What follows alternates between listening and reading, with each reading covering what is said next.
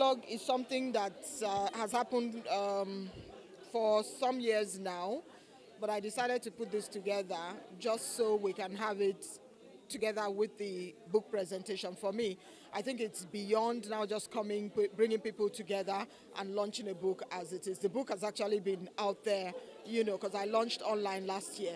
But then I decided to make it an open thing today so that people can actually come in. Even with the COVID-19 protocols, we didn't have to get too many people to come into this place. But I said, instead of just sitting down and talking about a book, the 25 mistakes that radio and TV presenters must avoid, let's have a conversation around fake news and insecurity. I'm sure you'll understand. Anyone who's watching now understands what it is and how much fake news has actually fueled the insecurity that's going on across Nigeria. That's why I had to bring the crop of persons who have spoken here today. You saw the Kabiesi, that was a former journalist, a man who lectured in the university, and he's so grounded when you talk about the issues of journalism. And he talked about how and why there should be a conducive environment for journalists to thrive. You heard the Commissioner of Police, who was ably represented here. He also talked about what it is and how bad fake news can actually affect us as the people.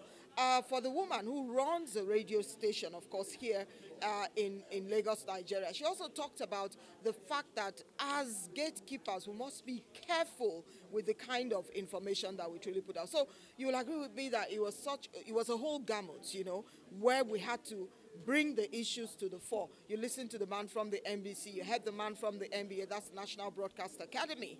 Everyone was talking about the same thing. So for me, that book is just, something that comes to the table to say, look, we are the people who put out the information there. How prepared are you as a radio presenter or a TV presenter?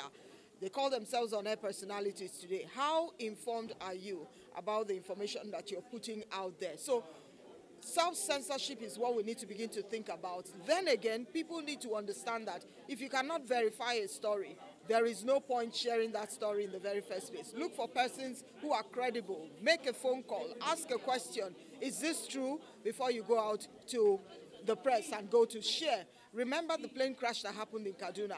All over the place, we heard that the man's wife was part of those who was on that flight. At the end of the day, the paper came out to say, we're sorry we did this. It is quite embarrassing. So it's very good for people to verify before they go out with the story.